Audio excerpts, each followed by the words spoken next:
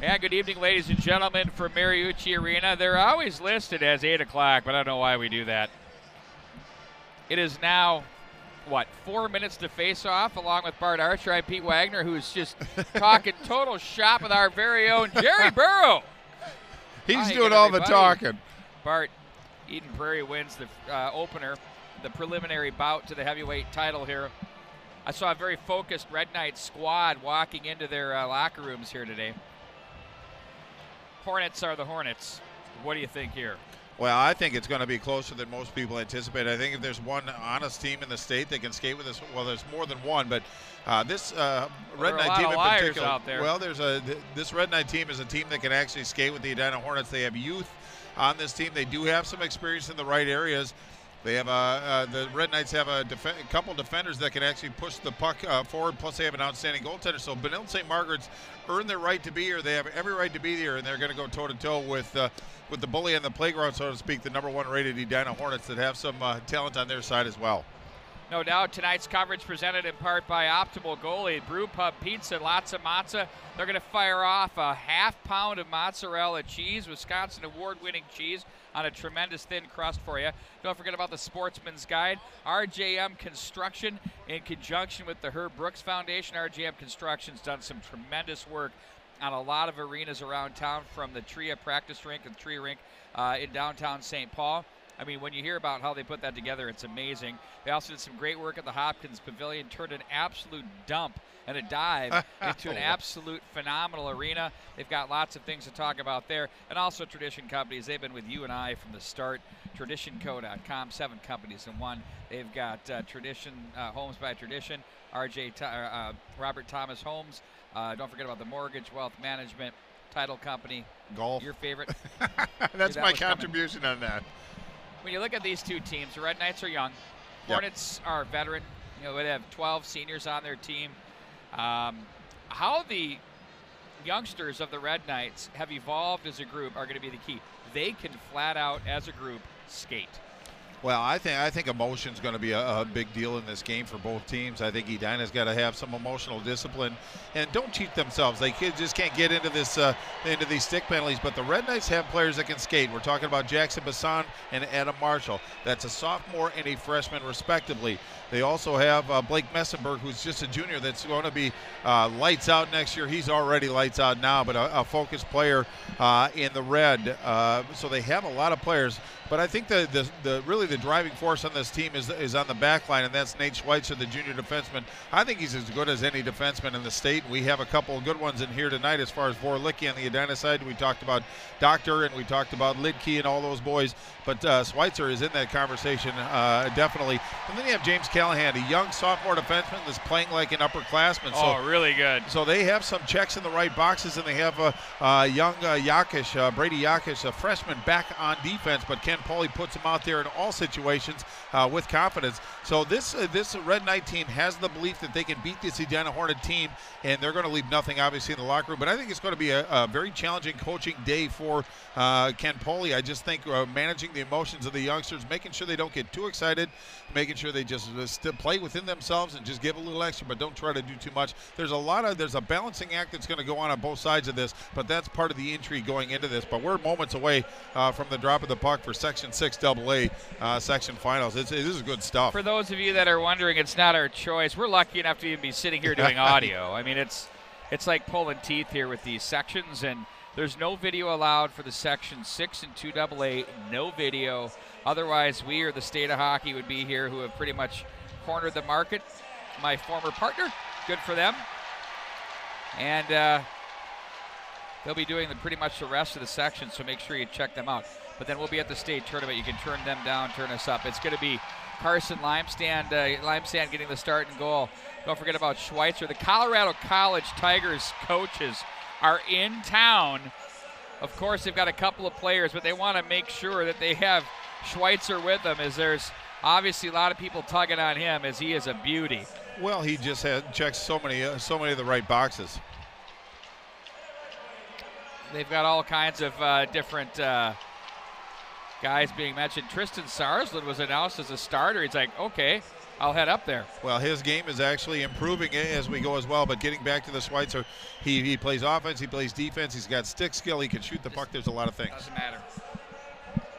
Sorry?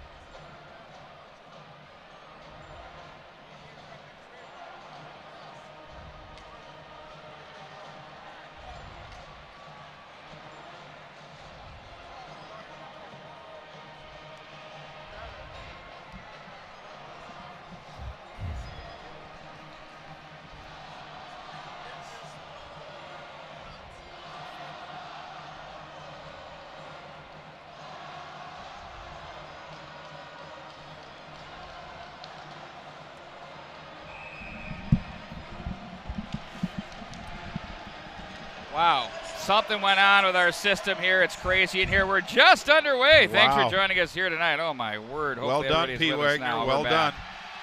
Full panic in front. The Hornets moving from right to left across your dial.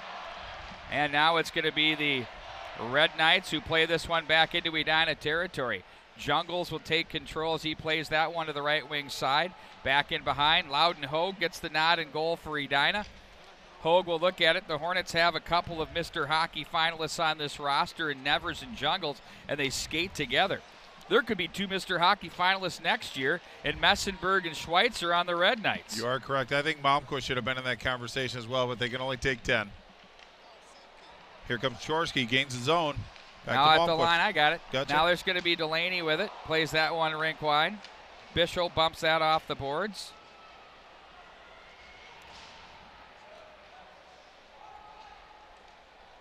And back to Yakish from the left wing side it goes. Yakish will be bothered by Malmquist.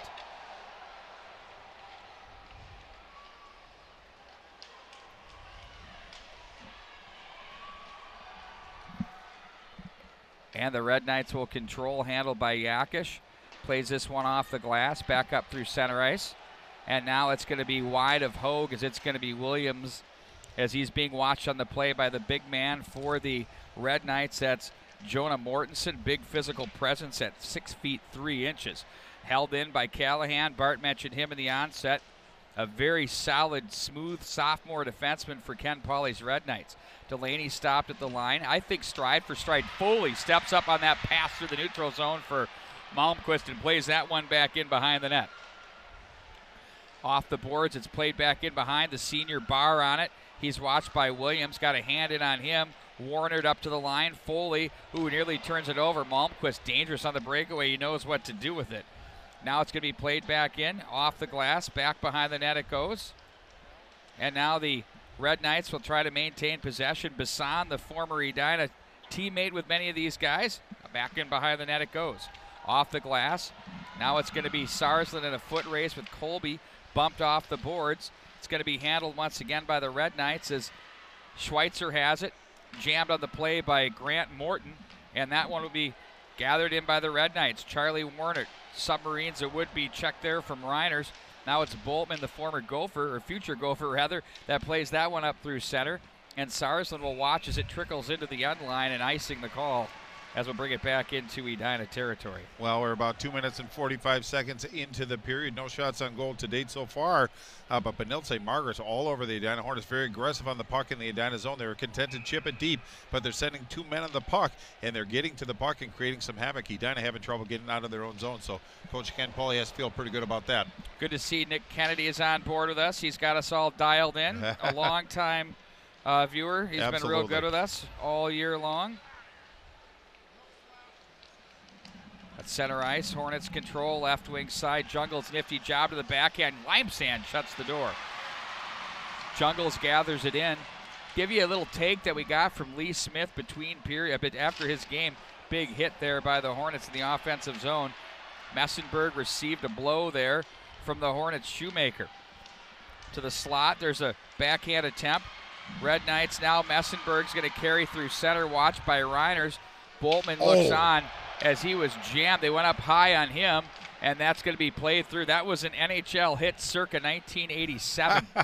He's no worse for the wear, though. Timmy Hunter throwing the leather, if you will, for you old schoolers. Through center ice it goes, back in behind, 13-18 to go in the first period. A shot apiece for each of these additions. Nothing on the scoreboard. Right, Edina bringing the physical game. It was Malmquist that upended Callahan on that. When Malmquist gets involved in the physical part, you know Edina's focused and ready to go. Hornets now try to play that up through the neutral zone area, but it's cut off by the Red Knights up high at the line. Back in behind, Bischel is there. Bischel now will maintain possession, albeit momentarily, as it's gathered in by the Hornets. Outlet now, here comes the big man, Chorski through center. 3-on-3 at the line. They leave it to the right wing side. Malmquist loads it up. Oh, and that might have been partially steered aside by the stick of Limesand. Chorski gets in on Gay with that big stick, and it's going to be played back up to the neutral zone. Hornets to the left wing side. Delaney sends that one back in wide of the mark. It'll be Foley with it. A long pass ahead. Couldn't hit his man on the left wing side. Reaching back to try to make the play was Bischel, icing the call. Back into Red Knight territory we go. Well, fortunate break for the Edina Hornets. They decided to change all five. They didn't have a lot of representation out there, but it was just Cooper Gay couldn't corral that puck, so all the way down for an ice. Faceoff's going to be to Limesand's left. But 12-26, I think Benilde got over the first hurdle, and that survived the first 5 minutes against Edina. They look pretty good tonight, too. Good to see Tommy Hench is on board with us here tonight. Absolutely. Doing some technical directing from home. Now it's going to be handled by Sarsland to the right wing. Bisson to Sarsland, top of the slot area in the Red Knight zone as they play this one ahead. Bishop will take over for Edina, backpedals into his own zone. Rink wide for Johnson, finds Morton on the move. Morton to the right wing side. That one's off the stick of Sarsland, who watches as the big man Rugemer plays it in deep. Hornets wanted to get bigger this year, so they want to try to find a little more physicality in the playoffs, and we'll see if it comes to fruition here today. Bishop, one of the big men on the roster, plays this one across the line. There's Rugemer. Shot misses the mark. The big carom as the Red Knights glide over to the right to chip this off the glass and through center. Reiners plays that one rink wide. Jungles gains the line. All sorts of real estate for him. He shines on this sheet, does Jet Jungles. Gets it up high to the left point, does Jungles. Left circle, plays it down low. Shoemaker looks out front. That rattles around to the low slot area. Marshall outlets left wing side too far as Jet Johnson goes down in the play for the Red Knights. Now it's Callahan from up high at the right hash marks at the sidewall as he's checked by Jungles. Messenberg gets in on Jungles, who fights off the check. Look at that shallow angle shot stopped by Limesand as he takes it off the arm. Here's Marshall, the crafty freshman, across the line and in deep as Boltman gives him a shiver. Johnson plays to the corner. Messenberg tries to fight through a check back off the corner as the Hornets bump the boards. It's going to be Jungles with it. He'll try to start it up. Boy, he's been out for a while on this shift. 10:45 to go in the first. We're scoreless and icing the call on Edina. Well, just misfired. Jungles pass to Shoemaker at the red line, so all the way down. Edina charged with an icing call, but it gives both coaches a chance to kind of regroup, put some fresh legs out there. Edina's starting to find a little bit of rhythm, leading shots on goal 4-1, but Limesand made a couple pretty good saves in that last sequence by the Hornets when they got down low. That's a good sign for Red Knight fans and Coach Pauly. Hornets are content to bring the extra physical play here, Bart. They're finishing, I guess we would say, finishing their checks with authority. Indeed they are, with purpose. Malmquist to the corner. Red Knights on phase, though. wearing their red and white sweaters. Total Red Wings North Stars matchup here. To the right wing side we go with it now across the line. It's going to be Schweitzer, buzzes the mark wide. That one's away from Malmquist. And behind the net, Limesand sets it up. One of the things Ken Pauley had said prior to the game is that if this is close after one, I think we got a real shot. Bischel holds it in front. Oh, he had Gay open. Now it's going to be sent back in behind the net. Vorlicki, the future Wisconsin Badger, plays it to open real estate. He can move. Vorlicki zings one over to Malmquist. Puck kind of rattled through the neutral zone as it came in as a butterfly, and it was deflected in neatly there by Malmquist. Warner now. Red Knights winger is checked in front of the penalty box area as the Hornets tuck it right back in behind. Limesand cuts it off in goal for the Red Knights. They better hurry. Here comes Rugemer. Check on Callahan unfazed as he moves it ahead. They look to Warner through center. Now it's going to be Reiners to play this one ahead. That rolls off the stick of Rugemer. And now it's going to be Callahan. Barr with it. Watched by Morton. Barr now is going to find some room up the middle. Barr now 2-on-5. The Hornets had like a little 2-3 going on across their line. Impressive posture defensively there as Hogue will cut this one off back in behind the net. Now it's going to be Boltman to play to the right wing side. Rugemer jammed on the play as he sends that one in deep. Limesand will cover up. Ooh, there quickly for the Hornets on the forecheck. Nice spade work as Nevers, he comes off the right side of the net. He's jammed on the play and plays it back in behind. Schweitzer now puts on the brakes. Nevers watches him. Schweitzer calm with the puck, gets it to Callahan. He'll skate it up the right wing side, looks for Barr, gets his stick on that. It's going to be Williams for the Edina to regroup back in behind his own net. Off the wall it goes on the ring for Shoemaker, who plays that back in behind. All the way around it goes into the far left corner as Jungles is jammed as he plays it behind the net. That was Yakish. Now Williams shot. Jungles the redirect. The save made there by Limesand. That was probably the toughest one of the night for him. Well, you are correct, actually, or the second toughest one, but it's in the conversation. But just an errant clearing attempt was actually limited by Williams. He put a pretty good shot on goal, but it was Jungles waiting in the wings, so Limesand received that puck. If there was a second chance, that'd be in the back of the net. So really big save by Limesand for the Red Knights. Face off to his right, 8:28 left in this first period. Chorsky, the face-off win. Delaney speared us, hooked on the play, or I don't know what you want to say. Can opener. Let's go with that one. Down he goes. Here comes Jet Johnson across the line. We had, 2-3 penalties the entire first game. Messenberg had a golden opportunity. Eyes got big there, but the Hornets defense and Boltman deflects that away. Doesn't get through. Back up ice. It's going to be handled. Chorsky from Delaney. Chorsky to the left corner. Reiner's left point shot steered aside by Limesand, who's focused. Foley the body check. Messenberg couldn't quite get the handle off the goal line as it's going to be Delaney behind. Now Messenberg plays it to safety. Better hurry because the big reach at Chorsky was there, turned over up high. Hornets in possession. Reiner circles away from Marshall. The Hornet defenseman carries it down the left wing wall from the hash mark, sends that one in. Limesand plays that one off. Hornets with solid pressure here. That's off Reiner's. To center it goes. Morton is there. Plays that one through to safety. The Hornets now with Boltman across the line. Boltman's going to race this one into the corner, stays on it. Foley looks at him. Boltman now from the corner as he's going to be pinned up along the boards with 7:20 to go in the first. We're still scoreless here from Mariucci Arena. Thanks for joining us here tonight. Stood up on the play is Colby. Puck gathered in by Rugemer in front. There's a shot that's blocked. Hornets with numbers down low. Messenberg comes away with it. Here he goes out of the zone. They leave 3 Hornet defense forwards behind, but Vorlicki pickpockets Cooper Gay, gets a little bit of help from Messenberg from the left circle, and then there's Williams with the busy stick to force the turnover. Vorlicki now watched by Mortensen, right wing off the boards for the big man, Luke Rugemer, the junior. 6 goals, 6 assists on the campaign for 12 points. I checked that, just 6 assists and 6 points, Bart. Nice eyes, Wags. Mortensen across the line, and that one's offside. But he's one of those cards that Ken Pauley can play, in particular, with the push. Hang on, Bart.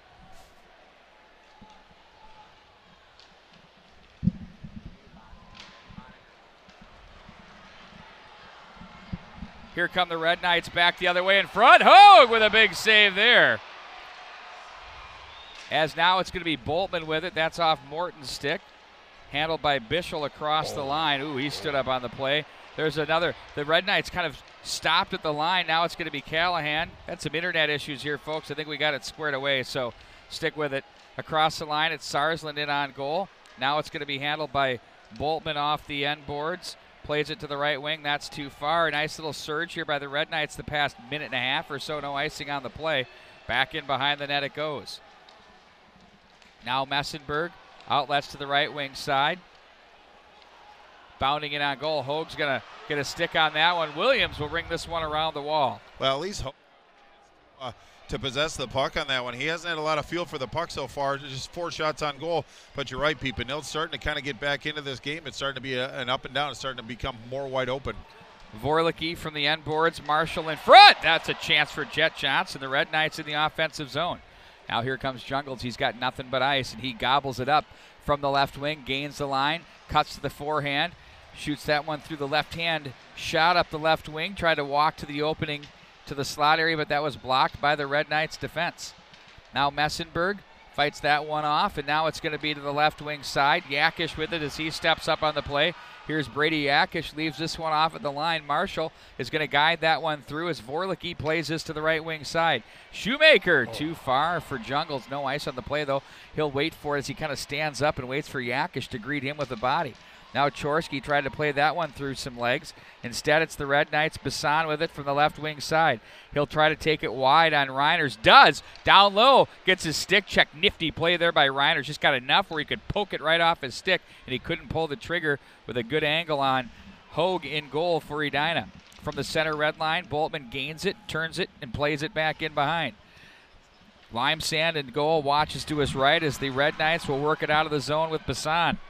Here's Bassan. Puck rolls on him as he's going to chip that one back in behind the net. Now it's going to be Boltman with it. Guides it up to the right wing side, and it's going to be Malmquist, watched by Sarsland. Malmquist, he's an absolute highlight reel waiting to happen every night. That one misses the mark, though, as now the Red Knights gathered in.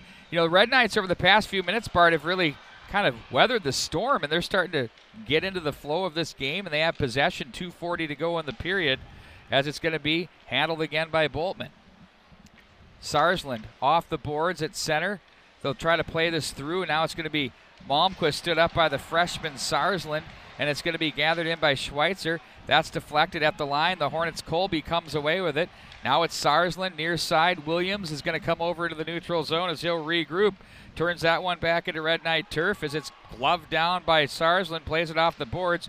Cooper Gay comes away with it from the left circle. Up to the neutral zone for Mortensen. Here's Mortensen with it now. Looks through to the slot. Nice job by Vorlicke to cancel out Bischel. Vorlicke loses an edge as he's turning to his right, but still gets it ahead and played in by Rugemer. Steered aside. Nifty job there by Limesand. Back in behind. The hard ring for Jet Johnson. Johnson looks ahead. Off the glass it goes. Here comes Messenberg. Pokes that one through Vorlicke. Now Vorlicke will come away with it as he looks up. Messenberg is chasing him. Vorlicke calmly to the left wing side. Misses Colby. And that's Callahan to poke it through the neutral zone. Hornets will regroup in their own zone. From the right circle to center now across the line. Nevers pickpocketed by Foley and quickly off the glass. Look out, up and out of play it goes instead. One heck of a catch there. And the guy's going Ric Flair right now. He is. We put the big robe on him. He's got 2 hands up in the air. Got to give him credit there. Yeah, it was a nice grab. He snapped it out of the air. He flashed the leather, so I mean, that was like a legit reaction. Well, shots on goal now 8-4. Edina still has the advantage, but as you can see, as you can tell, Benilde St. Margaret started to chip away, but an offensive zone faceoff. Big win by Benilde. Back in behind their net they go with it. Yakish, the calm freshman, plays that ahead. Nice job with the stick there by Jet Johnson to break that one up, or the Hornets would have had some numbers going back. We're down to 1:10 to go. Playing into Ken Pauley's pregame discussion. They keep it close after one. He thinks they got a shot. We'll see what happens here. Oh, that one was rifled wide by Jungles as the puck rattled around Limesand. 1 minute remains in the period as Yakish now will chase it to the corner. Brady Yakish looks this one ahead. Now Jungles loads it up. Down low! They had a chance there for Nevers. Wide open net. The puck rattled away from him. Now Messenberg pins up with Nevers along the wall. Johnson is there. Flips that high in the air. Reiners gets a stick on it. Messenberg, nice job to get inside on Reiners to poke it to the corner. Oh, he came up with a couple of mitts right into Boltman's mush. No penalty there. We play on. Playoff-style hockey. Reiners with it now. Left wing on the outlet, handled by Jungles. Wide of the mark it goes as it rolls up behind the net. Handled now by Foley. He looks ahead for Jet Johnson across the line. That's going to be played down by Chorsky, who lays it over to the right wing side. Here they come out of the zone. Now it's going to be Borst with it. He'll be checked on the play. Jackson Borst to the corner for Jungles with 3 to go in the period. Ladies and gentlemen, we played 1 period, and we are scoreless here with the Red Knights and the Hornets. Just what the doctor ordered. Edina with the 8-4 shots on goal advantage. The goaltending has been where the Red Knights need it, and you know what? They've limited the scoring chances, but the Hornets have been definitely on that puck here tonight. Well, and I think they're frustrating the Hornets a little bit because the Hornets are used to be able to create space or get to open spaces. There's not a lot of room for the Hornets to really develop their plays. There was a nice sequence down low with Jungles, Nevers, and Malmquist put on that line in the last minute, but shallow angle puck off the stick. So a couple fortunate breaks for the Red Knights, but they certainly earned that cipher on the scoreboard. 0-0 going into the second period. It's what we thought it would be. It's a little tighter, I think. I thought we'd see at least a little bit more offensive activity, but both teams are playing sound defensively. Not a lot of room to move out there, Pete Wagner. That's not going to change much in the second period, but it might open up a little bit.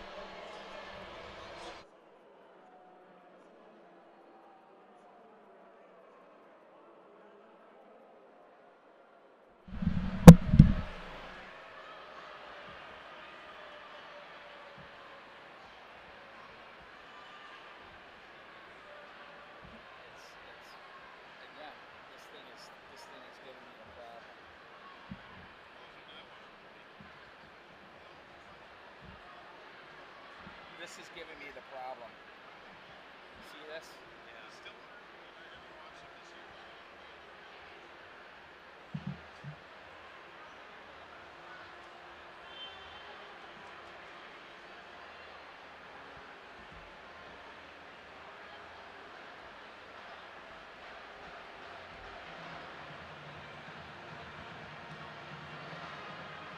I mean, what do I do?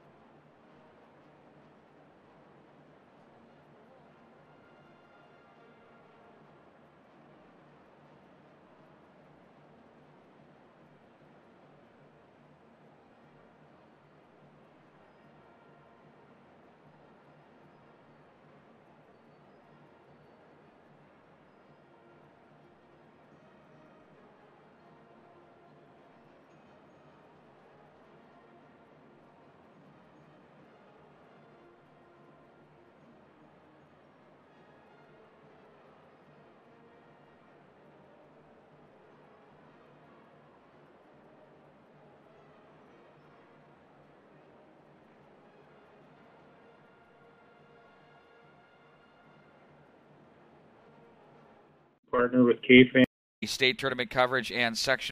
We're between periods of state tournament.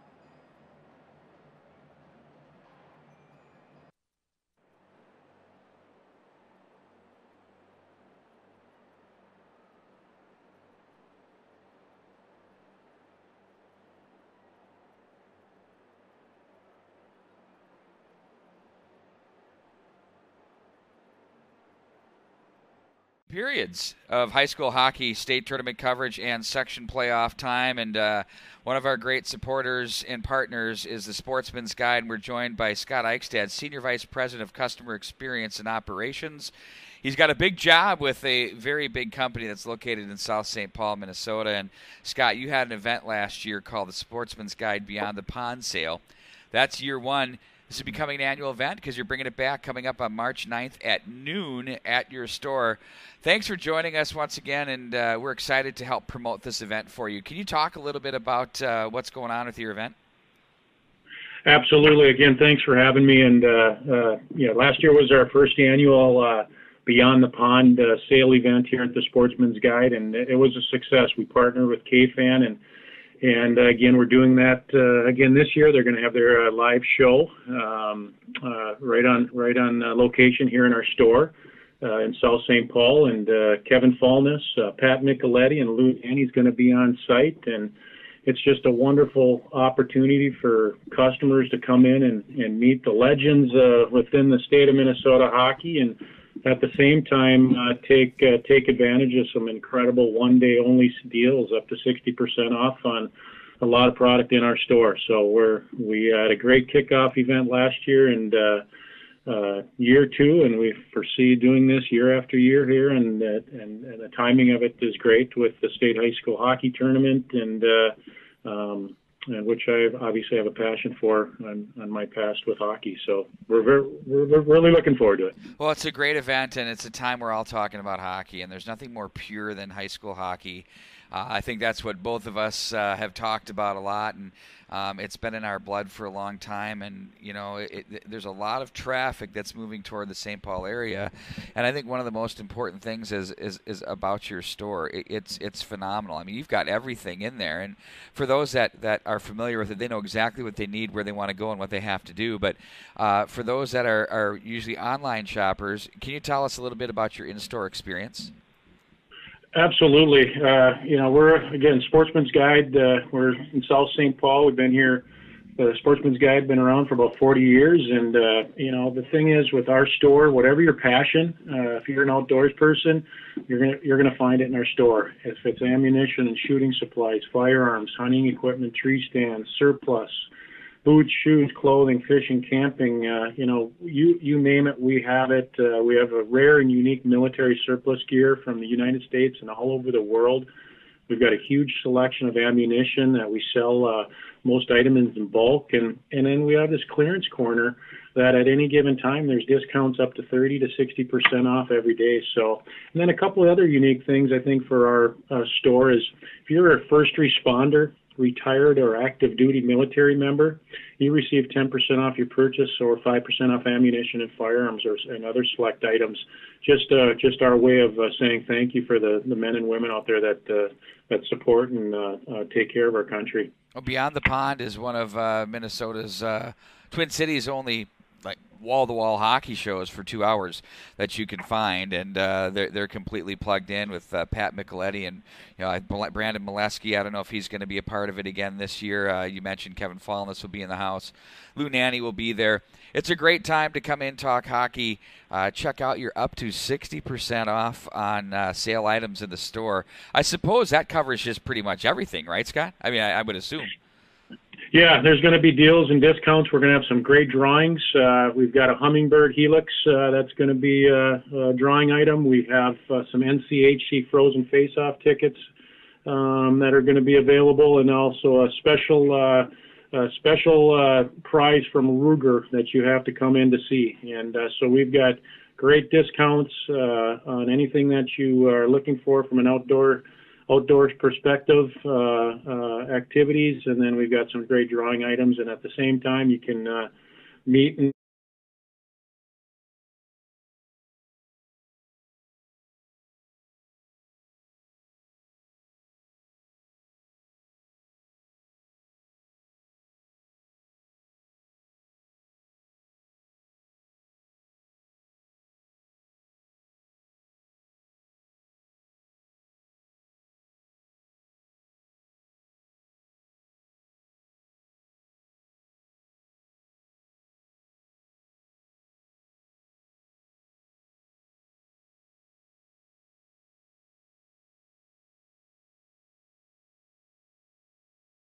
What, we've got a wireless system here on our broadcast, which has been flawless all year long.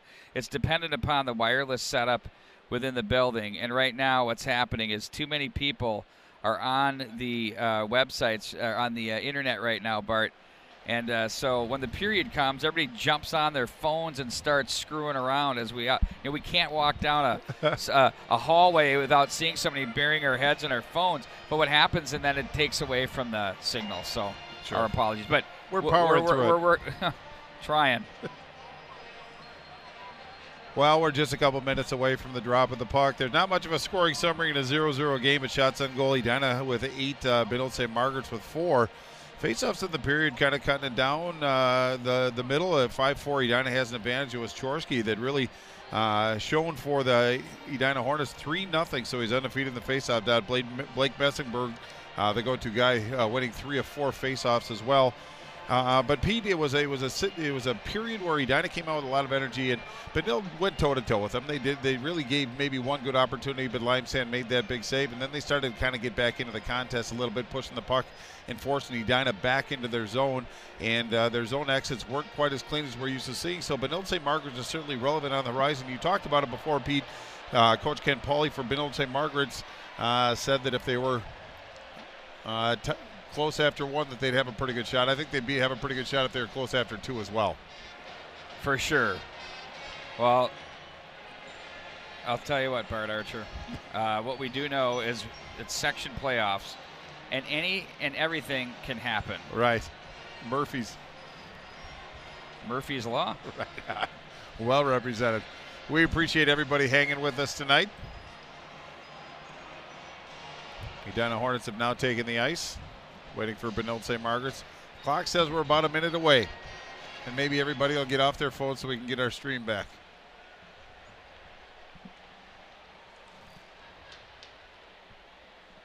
I'd like to say hello to Tori Zender out in New Prague, Nick Giardelli, and John Horoshak as well. So we do have some people that are hanging with us. We obviously appreciate it very much. Happy to bring you the coverage as best we can. Red Knights have stepped onto the ice, Bart. The Hornets are already there.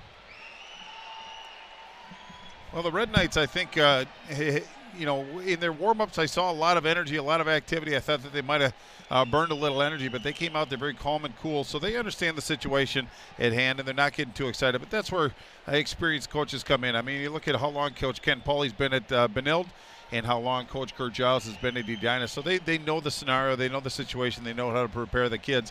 I think Coach Ken Pauly has done an exceptional job getting this Benilde team ready to play against Edina team. I don't see any intimidation factor whatsoever, but this Benilde team, as we talked about before, Pete, can skate with this Edina Hornet team, and they've proven that tonight so far. We'll see if this second period takes a little bit of a different tone. Well, I think it will. It's going to be a little bit more wide open. It was pretty much all Hornets. It was about as open as, the one thing Pat Micheletti came over and said, which one of you two knuckleheads told me this wouldn't be a good game? And I said, neither? We were all over this thing. Absolutely. Great hockey game. Red Knights now moving from right to left across your screen or radio dial, however you're listening to this tilt. As it'll be the Hornets controlling back in behind the net with Boltman. Looks ahead. Nevers now on it. Nevers will play this to the left wing side. Jungles loads it up. His shot's blocked, and up and out of play it goes. Well, that's I believe the second or third shot that Brady Yakish has actually got in front of, and that one was on Jungles. Jungles on the left circle high, tried to get that shot, did a little drag to try to change the angle, but Yakish, just a freshman, playing like a senior out there, got in front of that shot, but ramped it up and out of play. So faceoff is going to be deep in the Benilde zone to Limesand's right. Special hello to Grant, the Chi-Town boys, of course. And don't forget my guy, Nate Johnson, chilling in New York City. Oh, sweet. Man, he's become one of them. He's a Manhattan guy. It's not Manhattan, it's Manhattan. Manhattan. However they say that. You got to put the inflection on the right syllable. Of course, Grant Anderson in the house. By the way, his aunt Barb took care of our apparel needs. I've got a little quarter zip for you, mnhockey.tv style. Bless her heart. Mm-hmm. Like to say hello to Doug Dorn, safe out in Colorado. Keep 'em coming. Of course, the Hogs are listening on. Apologize that we can't get the video source for you here, obviously, because it's audio only here for the section 6 and 2, but we're having fun with it anyway. We're scoreless here with 15:51 to go in the second period. Chorski in off the end boards. There's Messenberg to win the battle. Gets it back. He's dangerous. Back up through the center ice area he goes. He's going to try and play that one through Boltman, who just stops him dead in his tracks. Schweitzer follows up with him. Now they'll go back through the crease area. Boltman to the left wing side. Delaney is there. Callahan comes over to the right wing. And now Delaney plays in on goal, and that's going to be covered up by Limesand. Looked like it took him a little bit by surprise. Well, I think he covered it because Schweitzer got caught down low trying to create some offensive opportunities, and it was Jed Johnson that was back. Not saying he can't do the job, but I think it was just time for a line change. And I think in the second period, goaltenders have more propensity to cover the puck and give their coaches a chance to put some fresh legs out on the ice. 15:27 left in the second period. Edina wins the faceoff in the Benilde zone. Red Knights and Hornets battle up off the wall. Rugemer is there, Barr as well. Up through and underneath the stick of Williams as he regroups in the neutral. Gets that past Barr and rings it back in behind Limesand. We haven't had any penalties here so far. I think I might have jinxed it, but great. Nonetheless. Now Vorlicki retreats back into his own zone as Barr will get a body on him. Williams rings the wall for Colby, who will have to hurry as Bassan closed on him. Now Morton's going to play this one in behind.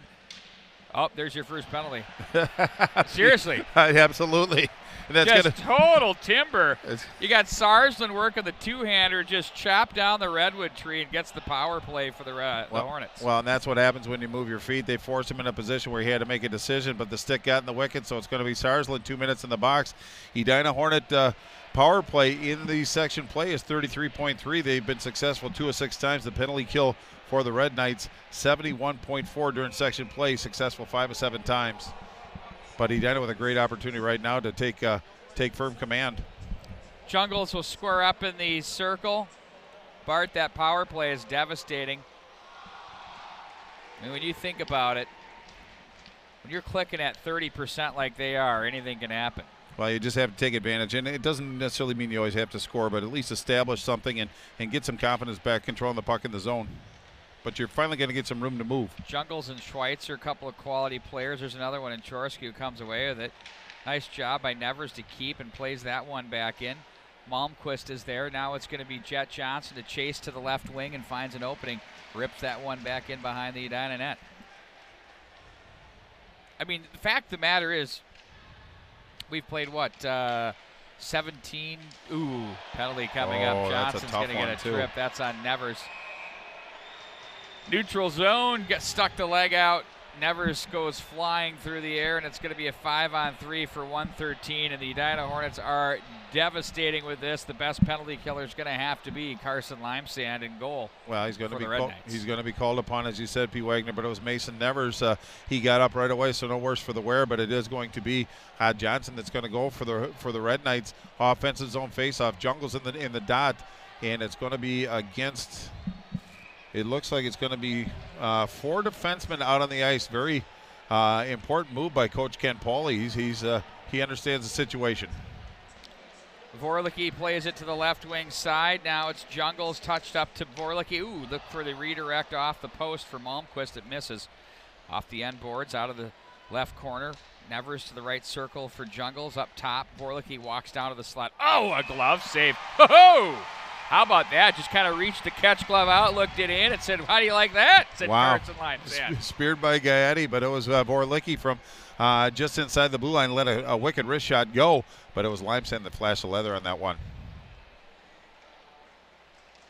Vorlicki over to Nevers, over to Jungle's right side, back to Vorlicki, high. Over to Nevers. One-timer, scores! Hornets, Bart, as you were suggesting, working that from the right side to the left. They take the 1-0 lead. 1 penalty is erased, and that's been an Achilles heel for this Red Knight team, has been the penalties. Well, it was nice puck work by the Edina Hornets. They got actually the 3 Benilde St. Margaret Red Knights kind of floating to one side, and it went over to Nevers on the weak side, left side dot. He just put it into an open goal. Limesand couldn't close that gap. So power play goal for the Edina Hornets, and for Nevers, that's goal number 19 and number 7 on the power play. But still 1 minute and 30 seconds left on the penalty to Jed Johnson, the Red Knights. So the challenge is still in front of the Red Knights, but Edina scores gets the first tally on the board, and that's huge right now. It'll be interesting to see how the Red Knights respond. Vorlicke rink wide now for Jungle. Schweitzer is there as he lifts that one up into the air as it's going to be Hogue to take over off the corner. Ahead it goes now to Vorlicke again as he'll gather it in behind his own net with 13:08 to go in the second period. Hornets strike first. Turnover. Oh, Barr was nearly off to the races. But instead the Hornets get it back as Barr had a hard time handling. Schweitzer finds an opening and flutters that one back into the Edina zone. 12:50 to go in the period, 45 to go in the power play for Edina. Make good on the 5-on-3. Now Jungle's off the boards as he races this one through. Foley gets a nice body on him and wedges him away from the puck. Hornets and the Red Knights off the end boards. Nevers comes away with it, jammed on the play. Edina, the #1 ranked team in the state in the Class AA. There's a wrister, that one up over the top of the glass. Red Knights work their way into top 10 ranking and have been a very, very believable club here, Bart, every night they play. Well, I just can't believe people still question them. Shot. They've beaten the Wayzata Trojans, a good team, twice this year. Early in the year, played the Hornets, was it 5-2, 5-3? Jungles tries to go, whoa, through the defense, and he's absolutely sent packing by a pair of defenders, Yakish and Foley. Johnson rings that one back in as we're 5-on-5 as he just steps off the penalty box. That's deflected in. Edina holding that 1-0 lead with 11:47 to go here in the period. Red Knights, rink-wide pass looking for Jet Johnson. That misses the mark, and back at center ice it goes. It's controlled now by the Benilde St. Margaret's Red Knights. Reiners comes together. Will Thompson plays the body on him. In front it goes. Ooh, that's squirted in on Hogue, who dove out to his left to cover that one up. A little bit of an icy moment there for the Hornets. Well, indeed, it was Benilde with numbers, and the puck squirted out, and it was Cooper Gay that was waiting in the wings, and it was Hogue that actually had to stretch out and grab that puck. Otherwise, it might have got on the stick of Gay, but no harm, no foul. Nice job by the Edina goaltender to pick him up in a trying moment. 1-0, 11:27 left in the second period. We're back to 5-on-5. Boy, Edina's going to have to play an honest brand from this point forward. Gay with it. Cycles in the corner. Red Knights behind Edina goalie Loudon Hogue as it's played up to Malmquist. Takes the hit for the squad as he gets it ahead to Chor, the man known as Chorsky. I had to throw it in there for right Father on. Tom. I knew it was coming. Back up to the neutral zone it goes. Speaking of good friends, name dropping Paul Ranheim, all smiles. Do you think? After that Eagles win. Yeah, I think Lee Smith's got to cheer up a little bit, I said, too. you know what, I looked at their jackets, I said, oh, there's a chance to the slot area.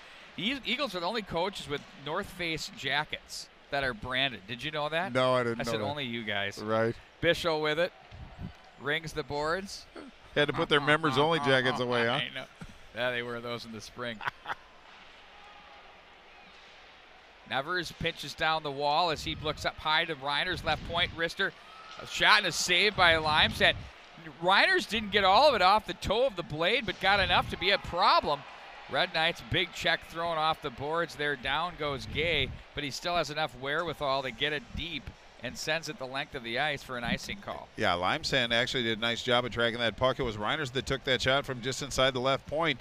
Didn't have a lot of velocity on it, but it had eyes, made its way all the way through. But there was a second chance opportunity. Edina waiting in the wings, but that puck got pushed wide and behind the goal line. So another trying moment for Benilde, but they survived that one. 10:22 left in the second period. Back behind the net it goes now for Schweitzer. Hornets now have Vorlicke who takes over, gifts it over to the left wing side for Williams. Like to give it back to Vorlicke to the right wing. Cross the line, he plays that one back in behind Yakish. Comes over with Nevers, plays the body there. 3 Red Knights, 1 Hornet. Red Knight, ooh, here comes Shoemaker, absolutely. Wow, where did that come from? That's why Shoemaker's on this line, I figure. Brings a little physical presence. Cross the line, Hornets stop that one. Shoemaker, now he's stood up on the play by Schweitzer, who was having none of that. Now it's going to be Yakish ahead for Messenberg, who loads it up to the right wing side for Marshall. Bumps back for Messenberg. This top line for the Red Knights have been held off the scoreboard in their 2 playoff games so far, Bart Archer. Well, if you count Jackson Bassan as far as part of that line, he got a goal. So they have one goal between actually Marshall and Messenberg, and that's big. And they still keep winning. I think that's very important for the Red Knights as well. Secondary scoring so important in the playoffs. Back up into the center ice area it goes. It's going to be played ahead. Messenberg will chase this down with Bishop, who gets it away from him, plays to center. Jet Johnson gets it to Foley. Foley looks up ice. Long pass deflected in by Marshall. Jerry Burrow and yours truly speaking before this game. Jerry, of course, the man of the hockey connection up in the Duluth Northland area. We talked about Benilde St. Margaret's being the most improved edition of this entire season. I think Ken Pauley should get Coach of the Year. Left wing side out of the zone. Down goes Barr. They stay on the puck. That picked off by Chorsky. Great read in the neutral zone. Gets it to Colby to the left wing. Malmquist is there. Oh, and Chorsky nearly fed Malmquist off the doorstep. Back up to the line. They find their man. There's a shot that's deflected. That by Johnson. Chorsky turns and shoots. Limesand squares and turns it to the corner. Colby plays this behind the net. Malmquist checked by the very rugged James Callahan. Now it's Bassan. Outlets to the right wing side, but that's picked off by the Hornets on the firm stick of Foley as he works this one up the right wing rail. He'll send that one back in behind as Hogue will cut that one off. Bishop runs into his partner Johnson but stays on the puck somehow.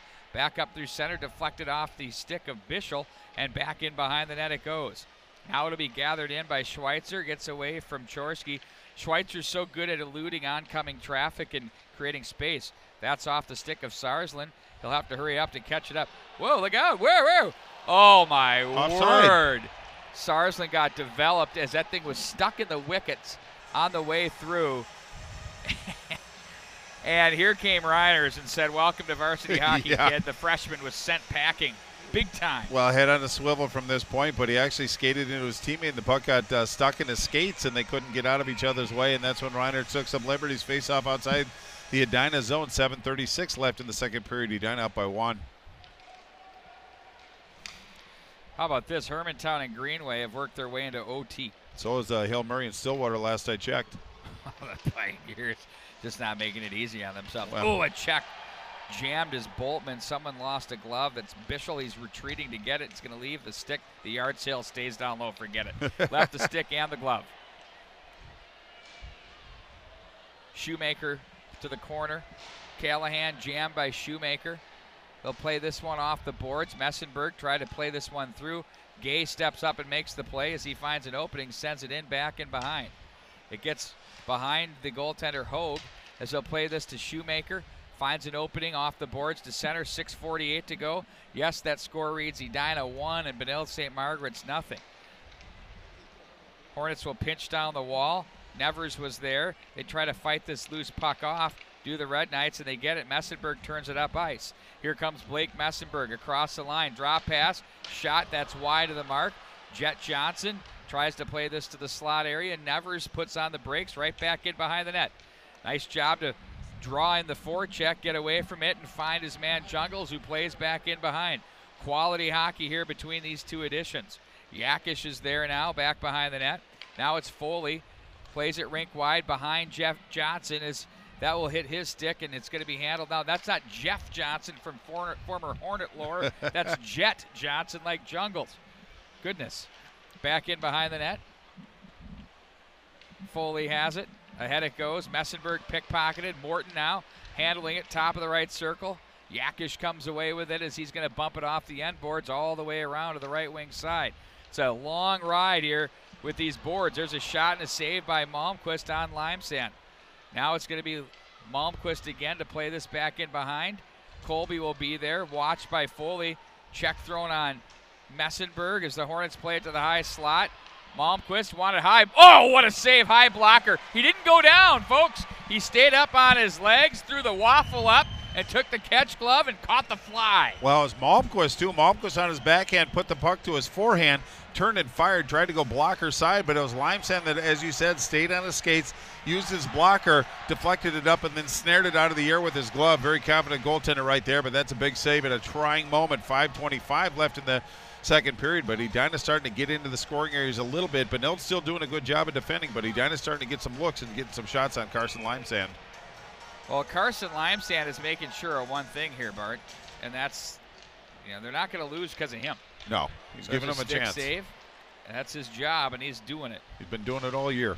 15-4 your shots on goal. I mean, it's not a massive margin. You'd think the Hornets might have more. I mean, it's been a well-chest-out game. Absolutely, yeah. This is certainly a chess match, but the score is indicative of how this game has been played. Here comes Bassan through center. Now it's going to be Barr, fans on that biscuit, as it's going to be sent in by Kavanaugh to the corner. He's going to be checked by Sarsland, and it's going to be Marshall to come. Oh, Bassan to come away with it. Shoemaker was looking to crush him, forces the turnover, and here come the Red Knights. They better move it. They move it ahead. They do. It's going to be Warner, Bassan to the slot. Oh, he had a man open. Now it's going to be the Hornets. They've really been physical here tonight. They've been laying it to the younger Red Knights. Barr from the slot gathers it in, and a pad save made by Hogue. What a chance by the Red Knights from the low slot area. Barr comes together with Boltman as the Hornets rush through the zone as those two players catch up to the play. Now it's played to the left side for Jungles. Jungles plays back up for Reiners. Rister, pad save, turned aside. Nifty job there by Limesand. Now it's Gay to the corner. Schweitzer comes away with it, plays that up off the hand of Bischel. And the Hornets will try to play this at the line. Bischel will slide back over and come away with the loose puck. Plays that through center. Nevers is there. Oh, look out. Here comes Malmquist. He can fly in on a breakaway. Oh, and Limesand makes the save with the blocker again. Wow, he is looking next level, folks. Back out of the corner it goes. Carson Limesand, the sophomore, was terrific as a freshman, and he's had a solid year this year, and he's really bringing it when it counts the most here in the postseason. A big carom up to the left wing side. 3:30 to go in the period. Schweitzer comes away with it, stays on it.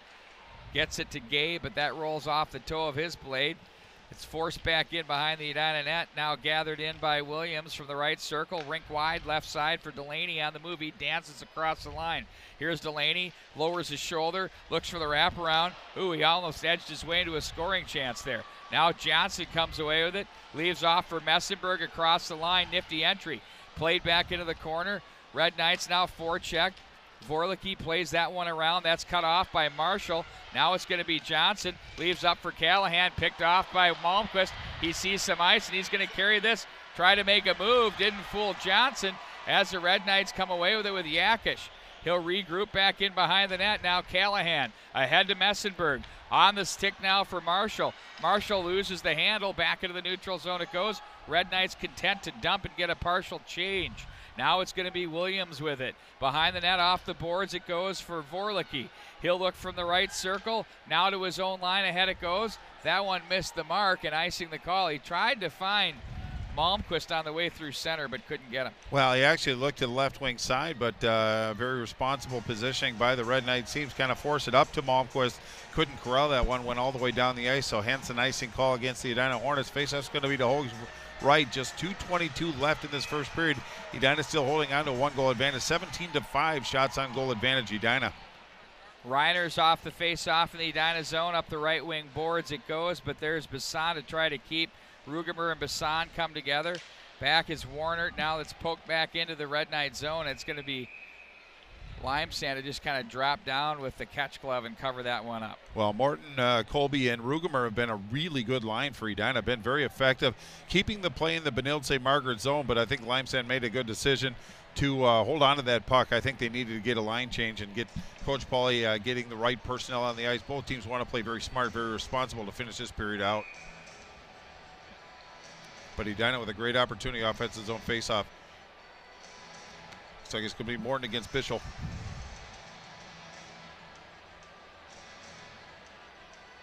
All sorts of movement on the circle there. They're finally going to. Colby is just absolutely taken 2 steps in, having none of it. There's a shot that misses the mark. That one taken by Reiners. There's a check at the line now. It's going to be Boltman who's there. Red Knights flip that one up through center, and it's going to be Morton to come away with it. He'll look from left to right. Ahead it goes. That's off the stick of Rugemer. Back in and icing the call with 1:48 to go. The scoreboard on your screen is correct, folks. 1-0. Wow. And I thought Rugemer actually touched that one, but he did not. The referees whistled Edina for an icing. Another great opportunity, offensive zone faceoff for this Benilde St. Margaret Red Knight team, and it's going to be Messenberg in the dots against Mason Nevers. Very important faceoff for both teams. Win by Messenberg. Schweitzer has a quick laser, gets that in on goal, and down goes Hogue, looks it right into the glove. Nice glove hand save by the Edina goaltender. Well, and it was Mortensen from the left wing side, circle around the dot. Once Schweitzer loaded it up, it was Mortensen waiting in the wing, so nice job by Hogue to hang on to that one.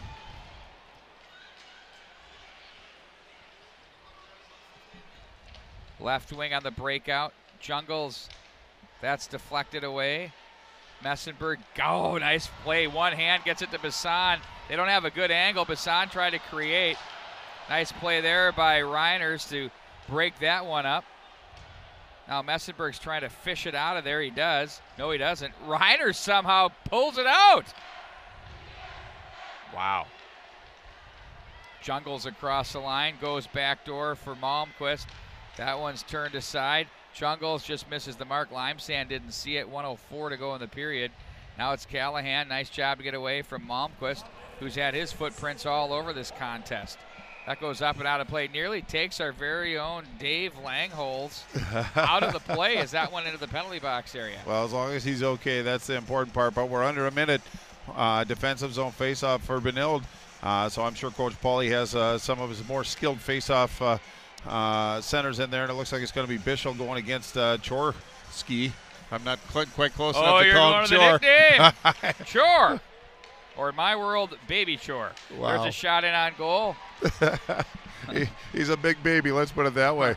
I mean that in the nicest way, but a nice shot by Borlicki. Edina won the faceoff. It was Chorski that won it, got it back to Borlicki. Good quick wrist shot on goal, but Limesand made a last-minute adjustment on that one to keep that puck out of the net, so faceoff again to his right, 53 seconds, so just a couple ticks, but Edina got another opportunity. 18 shots on goal now for the Hornets. Starting to mount. Played over into the corner. Borst with it, looks out front. Messenberg gathers it in. Mortensen tries to find it. Now there's, quick chance there by the Hornets. Kevin Delaney, who had a chance, but stopped by the goaltender Limesand. Shot to the slot area, comes away, 32 to go. Schweitzer with it. Now it's Messenberg. They're just offside at the line. Well, with Schweitzer that snuck in, he tried to dish the puck over to Messenberg, but again preceded the puck into the zone, so it might have been an odd man rush in transition for this Red Knight team, but 28.1 seconds face off outside the Edina zone. Edina is such a strong team physically, that even with the big sheet, it's tough to get time and space against this team. You know, we've looked at other teams in the past that have just moved the puck with authority, and they just create so much space on the big sheet of Mariucci Arena, but you know, this is a little bit different where they're winning battles big time. Marshall's shot turned aside by Hogue, gathered in by Malmquist. Off the glass it goes with 14 to go in the period. Schweitzer regroups back in behind his own net.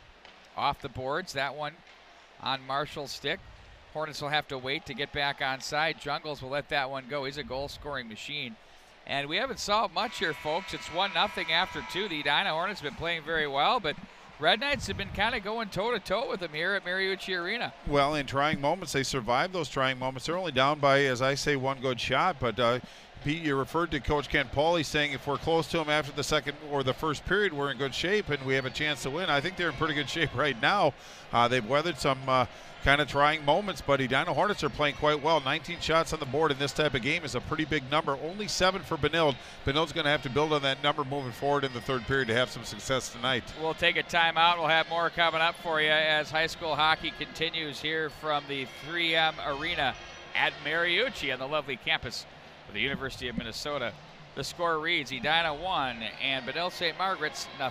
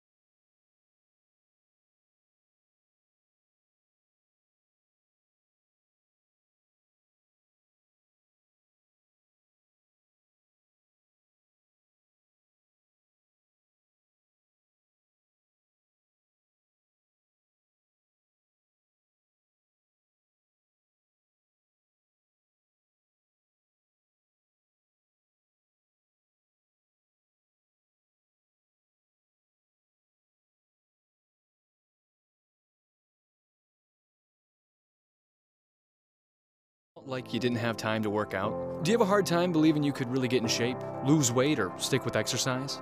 As a busy person, does it all just sound too complicated? We've worked with thousands of people who've had those same concerns.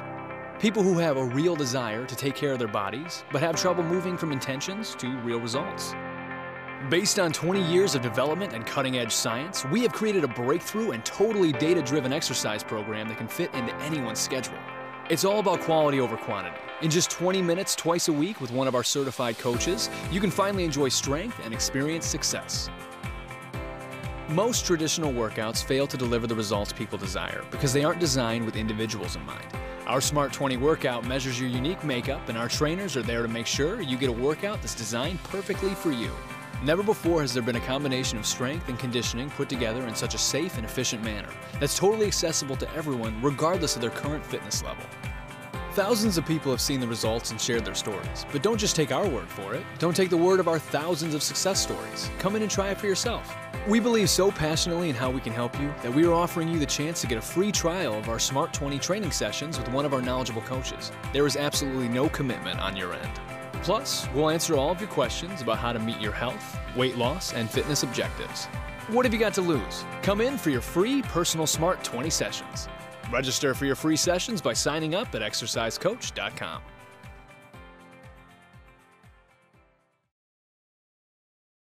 Hockey continues right here at the mnhockey.tv. It's a state tournament at its finest, and we're happy to bring in the architect, one of the guys that has a lot to do with putting this together. Brad Berrickman is the Vice President of Community with RJM Construction out of Golden Valley, and they've done a lot of these beautiful structures that we see that our kids get to play in, that we get to participate in as adults and play the great game of hockey. And Brad and his company are also partners with the Herb Brooks Foundation, which is a big reason why we're here today. So, Brad, without further ado, thanks a lot for joining us here between periods. Happy to be here, Pete. So I love this topic because I was intimately involved in a specific build-out of a building at the Hopkins Pavilion. I've utilized the rock at the St. Louis Park Rec Center. Those are two of your more recent jobs that I've been a part of, and you guys continue to churn them out. Can you tell us a little bit about how your firm got involved in the hockey arena space? So it really started with the founders of the business, Bob Josart and Joe Maddie. And the very first ice arena project that we ever did down in Phoenix, Arizona, as well as Plymouth, Minnesota. We kind of got that niche on those first two projects, and then gained a knowledge base there that expanded here today. What have you found in terms of municipalities, whether it's cities, not many privately owned rinks here?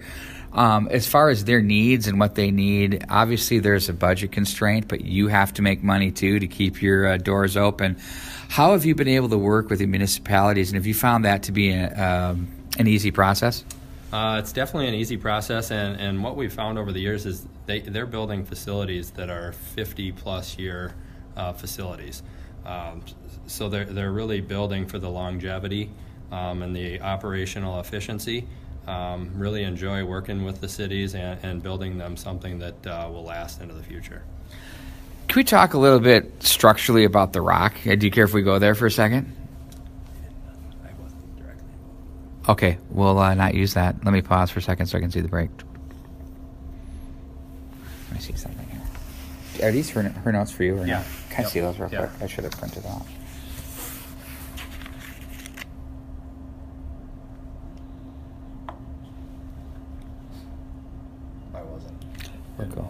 We're cool.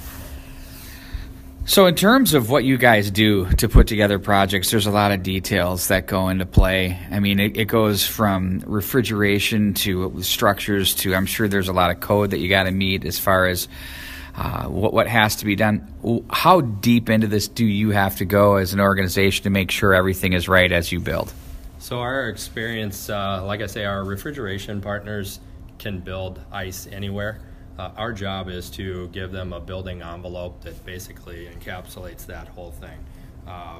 Important factors, I think, goes without saying, the insulation of the structure itself. So we work with our design partners to come up with the most efficient insulation systems to house these ice boxes, as well as dehumidification units is one of the more critical components within the facility as well.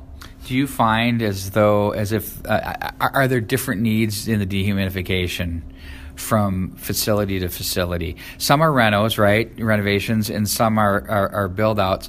What I think, to me, just being a novice, that would be a heck of a challenge, especially with our summers. For sure. I mean, when you're dealing with an existing building structure, you have to take that into account. Building envelopes constructed in the 60s and 70s didn't have the, technology that we have out there today. So you can really run into condensation issues and things like that if the building envelope isn't technically up to code. So when you guys take on a project, it's usually probably a bid. I'm sure that's how it works in the industry, correct? Typically when we're working with the municipalities, we act as the construction manager. So we're involved in the process from basically the onset. We work along with our design partners, and I say that the clients get their best value with the involvement of a builder such as RJM Construction early on during the design, to have our input on cost and technology side up front during the design. Over time, with our involvement during the pre-construction, you can save significant amount of money during the design. Let's talk a little bit about the tree rink that you guys worked on. I mean, it's an incredible vibe in there. Now, when you did that, did you start on the roof, or was that in the building? Can you kind of walk us through that project? So there was interior demolition that occurred early on, but they basically built the rink facility on top of that parking structure. One of the cooler features of that project was we actually had to lift a crane on top of the roof with another crane to start erecting that facility. So that was pretty incredible means and methods. Something we're really proud of. How delicate was that? I mean, so not only are you lifting a crane with the crane, but you're on top of the demo with the crane, and you don't want to see the structure come down. A lot of engineering involved, and a lot of pre-planning meetings and coordination with the city to block off the streets and things like that. So then you've got the big window that is on what I believe is that kind of the southwest side of the building, something like that. And there's the tinted glass that can be controlled. Was that something that you guys were a part of? And if so, how did that all come about? So we were involved in the pricing aspect of that during the design. Value is always at the forefront during the design and engineering, and we were definitely involved in cost solutions for that. The locker rooms that you did at the Hopkins Pavilion, the greatest part about that project was every high school team that went in there just hated going in there because you could fit about 3 guys per room. They're so small. And then they're just massive. You could almost fit a varsity and JV team in some of those new locker rooms. Is that kind of a trend that you guys are seeing, is to get more space for locker rooms for everybody? So there is a lot of thought put into the size of the locker rooms. As a hockey parent myself, I understand what it's like to get your kids dressed. I have a first-year mite in some of the tiny locker rooms in some of the older facilities. So that's definitely front and center of my mind, as well as our design partners. And then in terms of other things that you're seeing, so if there were structures that were built, let's say, when I think of like the larger facilities that were maybe built in the mid-'90s and how they've evolved to today and how things have changed, has there been a going trend that you've noticed as far as some of the upgrades and features that you guys are putting into rinks right now today? Definitely on the refrigeration systems and just the building envelope technology that's out there today. Is significantly better than it was 25 years ago. So there's a lot of thought and consideration that goes into the building envelope that houses these facilities. And another common trend that I'm seeing, a lot of the facilities that we built the initial sheet of ice for, they're adding second sheets. And it seems like some of the larger communities are all starting to add second sheets of ice and finding that benefit in their programming.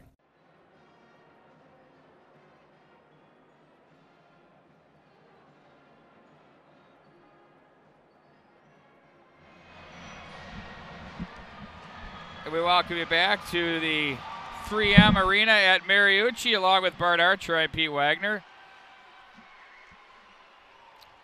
There's a lot of cell phones dialed in here tonight, you know that? Oh, indeed there are. All people do is just chill on them. Well, at least they're here anyway. They're out supporting their team. I'm like the king of like 7 hours of screen time, so who am I to to gripe. Well, we can still gripe. It doesn't How about mean the anyone's going to Pioneers listen of to us. Hill Murray?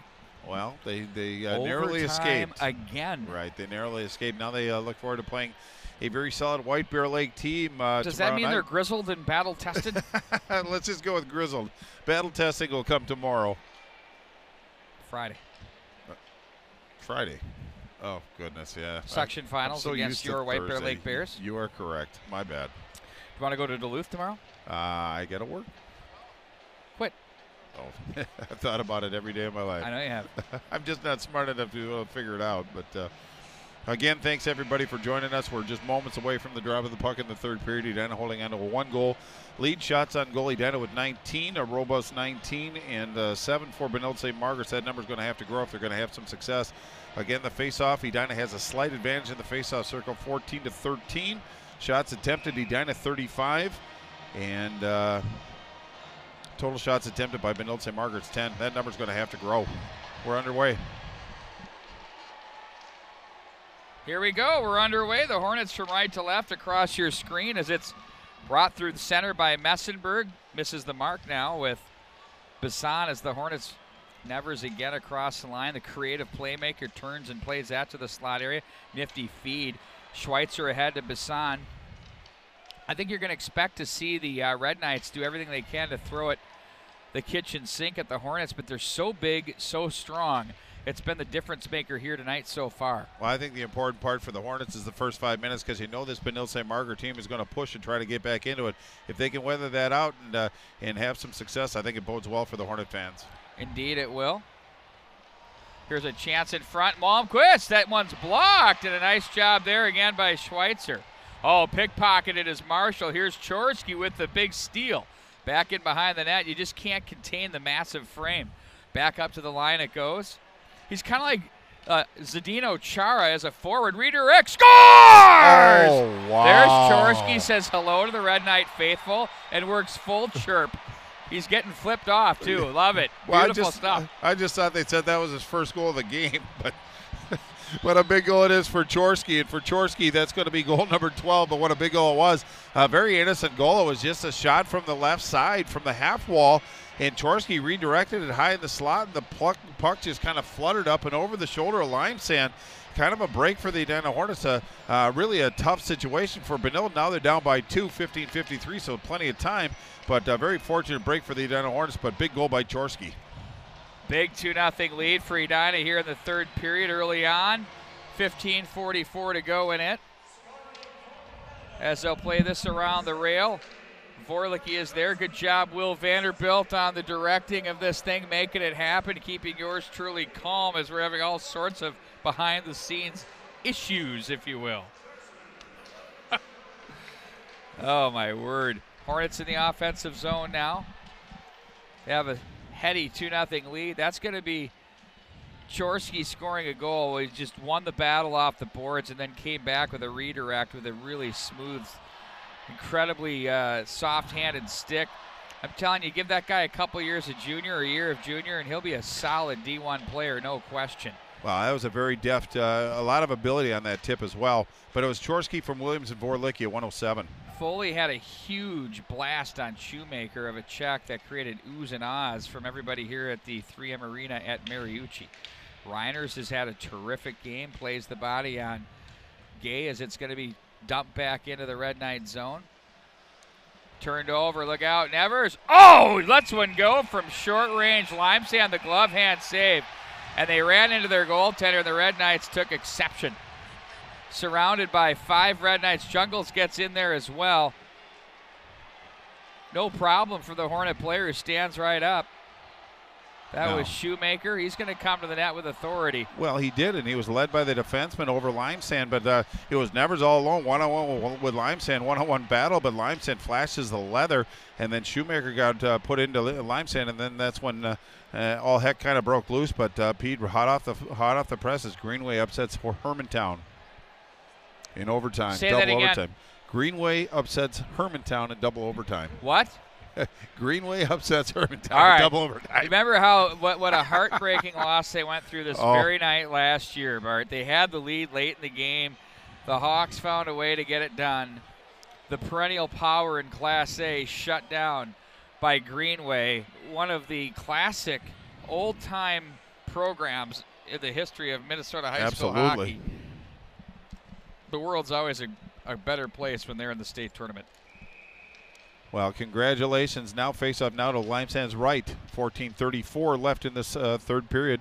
Benilde's got to get some offensive zone time. They have to find out how to get out of their zone cleanly with possession. So far, they haven't been able to do that this period. Other scores for you: New Ulm beat Hutchinson 6-4 in the 3A final, and they head off to the state tournament. Now it's going to be Johnson in front. Schweitzer was there, but a nice save made by Hogue. He got the big right-handed goal stick right out in front of that puck and turned it aside. There's a nice little battle behind the play, and they're going to take them both. Wow, that's a getting spirited here. Indeed it is. But it's Reiners and Schweitzer down in the Edina zone that got kind of locked up, and then it was Chorsky and Delaney that was kind of wrapped up with a couple Red Knights. So emotions are kind of running amok. It's going to be coincidentals on Reiners and Schweitzer. Boy, two pretty big players on both teams in the box for a while.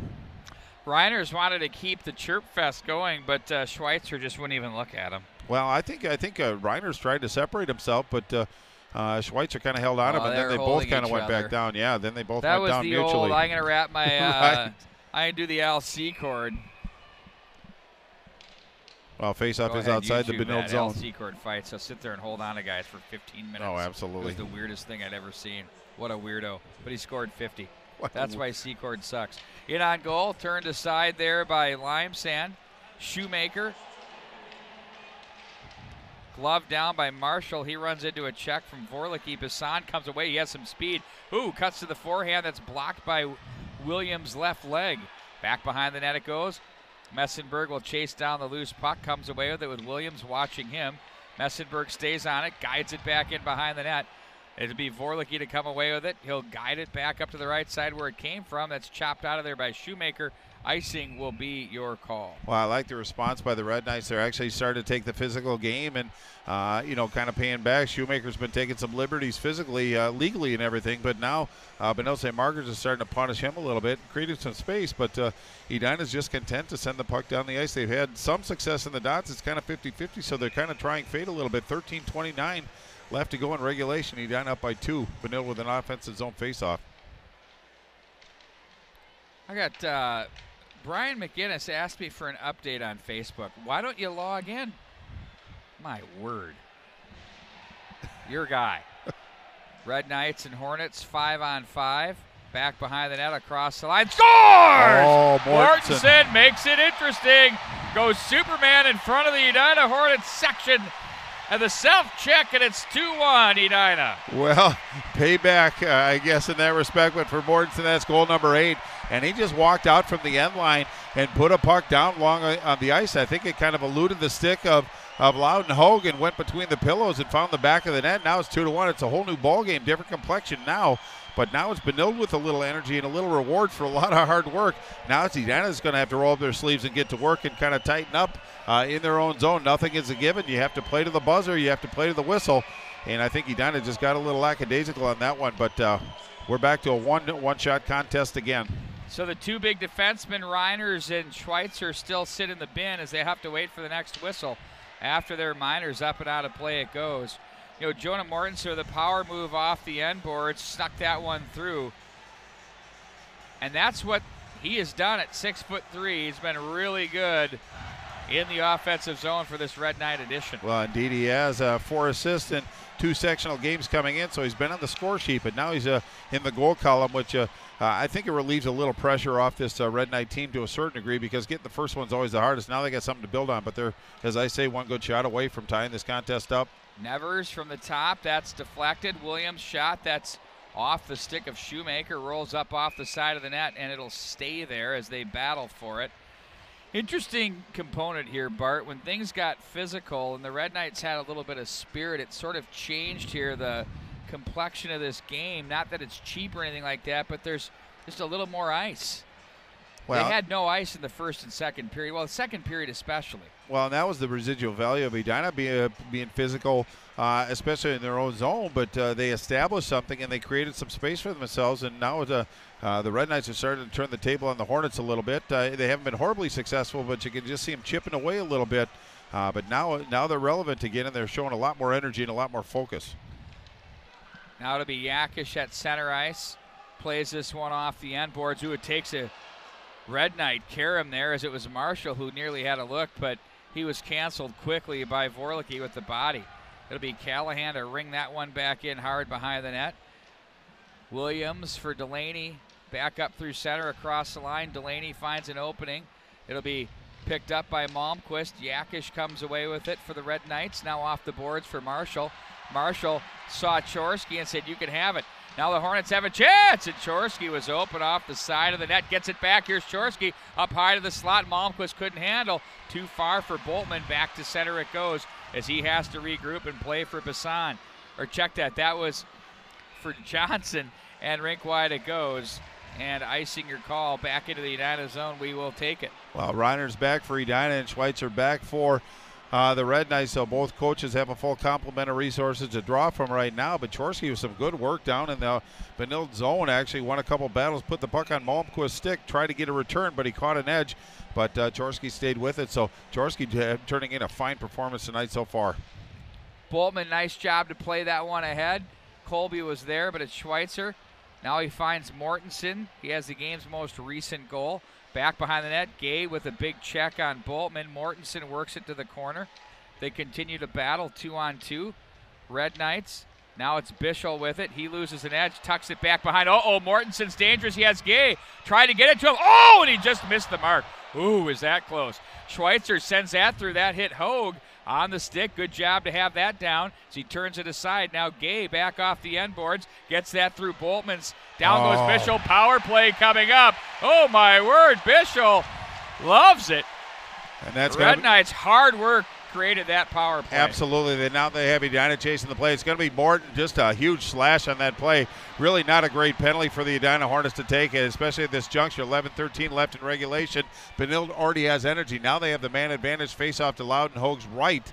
But boy, penalty at this juncture. A little bit of lack of discipline on that one. But Edina's got a challenge in front of them to pick up their teammate, get through this trying moment, so to speak, but great opportunity for the Red Knights. Schweitzer has a howitzer. Now it's going to be Marshall. One-timer. That one's blocked by Nevers. Nice job by the Hornet forward. Marshall let that one go. That's blocked by Bolton, and that's 2 blocks on this power play now. Sent back the length of the ice. Limesand is going to play this off to the left of the net. He's going to leave up for Schweitzer. We'll see what Nevers does with him. He's going to come in. No, he's not going to come after him. Just flushed him out. Now it's Schweitzer to the left wing for Messenberg. Reiners tries to work an angle on him. Messenberg goes down on the play. Reiners loses his stick. The Hornets, with a defender missing the stick, can he get to it? He's going to stay away. And it looked like Nevers was trying to get it to him, but Callahan kept that from happening. Nice play. There's a redirect that misses the mark for Messenberg. Now Marshall with it, jammed by Jungles. Up to the line, into the neutral zone it goes. 10:20 to go in the period. 1:05 to go in the power play for the Red Knights as they trail 2-1. Schweitzer ahead for Mortensen off his stick as the Hornets will gather it in. That's Reiners to send that one back in behind. Now it's going to be Limesand to set up for Schweitzer. Here comes Nate Schweitzer through center as Malmquist watches him. Schweitzer lost the handle, tried to kick it back up on his stick. Lost that, and it's sent right back in behind. Limesand rings the boards. Now it's going to be Messenberg to guide it back in behind with 35 to go in the power play. Off the boards now, Schweitzer again. Messenberg takes that, bothered by Chorsky, but stays on it. Now Messenberg plays up for Callahan, lost his edge, and Chorsky was off to the races. Ooh, they got away with one there as they brought him down. Crowd knew it too. Callahan shovels that one ahead. Messenberg now has Bischel at the neutral zone, gets across the line, stopped by Williams. How good has Williams been tonight? Vorlicki across the line, watched by Yakish. Works his way in off the side of the cage. Yakish takes the big man down. Yakish is about 5'1" if he's lucky. I'm kidding. There's a shot by Malmquist that misses the mark. He's not the biggest kid, about 5'6", but he throws it around like he's 6'1". He took him in with authority. Well, he made sure he wasn't coming out with it. Yep. Hornets kill off the penalty now, 8:56 to go in a 1-goal hockey game. Outlet to the left wing side. Oh, jammed on the play was Asher Conley, and he was hammered there by Shoemaker. Oh, my a holding word. penalty coming up. Who's going to get it? Well, it's going to be, I think it's going to be on Charlie Bishop, the He's junior staring forward. at the Red Knight player. Well, he wrapped him up, and I don't want Charlie Bishop, I don't want anybody to go to the box, but it was right in front of the referee. He kind of gave him a chance, but he just wouldn't release, so the arm went up. Now Edina's getting a golden opportunity to increase their lead, 8:43 to go.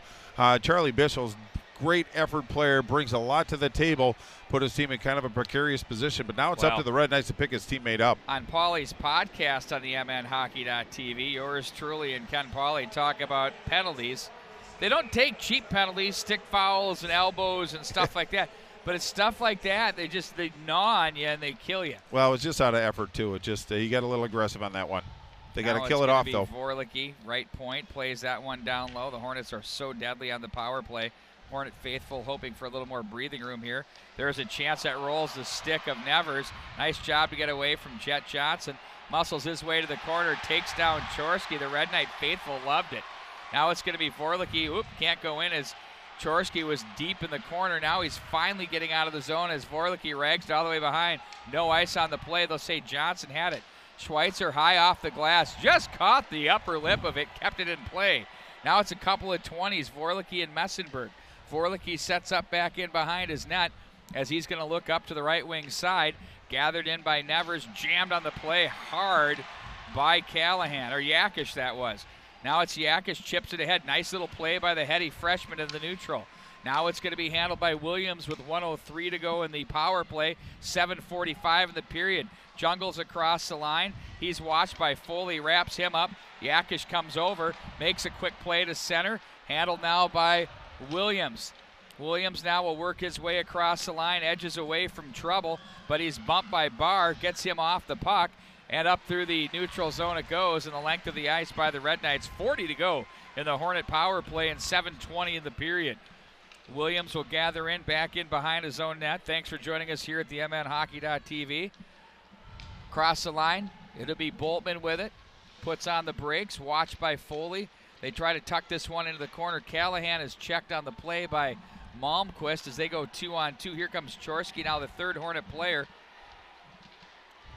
Somehow Callahan's just too much to handle. Boltman's strong kid. Now it's going to be flushed out of there. Foley wanted it deeper, got it far enough to the top of the Edina line as he comes to the bench. Now on comes Schweitzer as it's going to be Jungles in on goal. To the backhand, scores!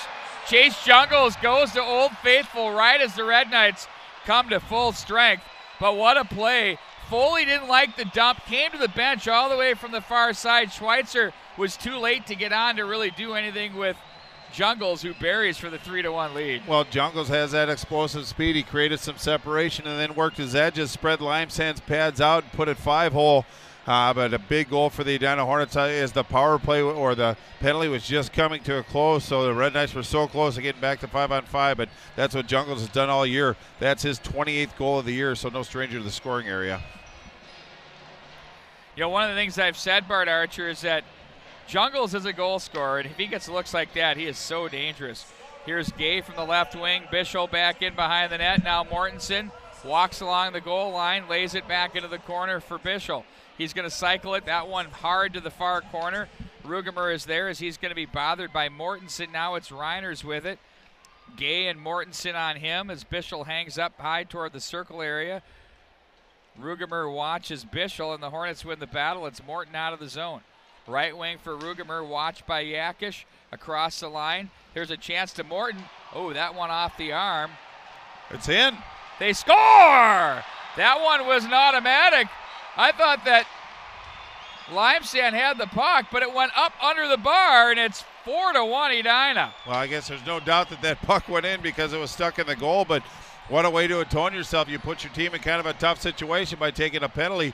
Then you come back out and you score your 8th goal of the year to give your team an advantage. But Edina starting to flex their offensive muscles. I think the Red Knights are a little bit stunned. They realize 5:57 left.